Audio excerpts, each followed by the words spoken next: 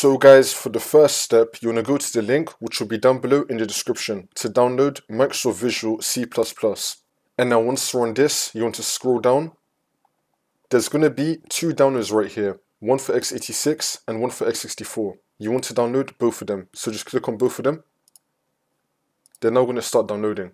Now once that's been downloaded, you want to right click on one of them and then click on show in folder. We should now be in our downloads folder with both of these downloads. I'm going to install the first one on my list, which is x64. I'm going to double click on it. Once this comes up, you want to tick the box, I agree, and then click on install. And then click on yes. Wait for this to load. Now once that's been installed, we can now close out of this. We're now going to install the other one. Double click on it. Again, you want to tick the box, I agree, and then click on install, and then click on yes. You want to install this. Once that's been done, you want to click on close. For the next step, you want to go to the next link, which will be down below in the description, to download DirectX End User Runtime June 2010.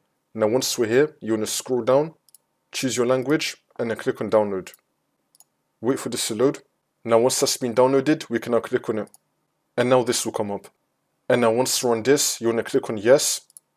We're going to extract the files now. You want to choose the folder where you want to extract it to. For me, I'm just going to go to my desktop. I'm going to right click and then click on new and then click on folder. I'll be using this folder. So now I'm going to click on browse. I'm now going to locate this folder on my computer. So I'm going to expand desktop and then click on the folder and then click on OK. And then click on OK again once you select your folder. Wait for this to load. And now once that's been done, you want to double click on your folder. Now once we're here, we're going to scroll down until we find DX Setup, this one right here. Double click on it and then click on yes. And now this will come up. You want to tick the box, I accept, and then click on next. And then click on next again.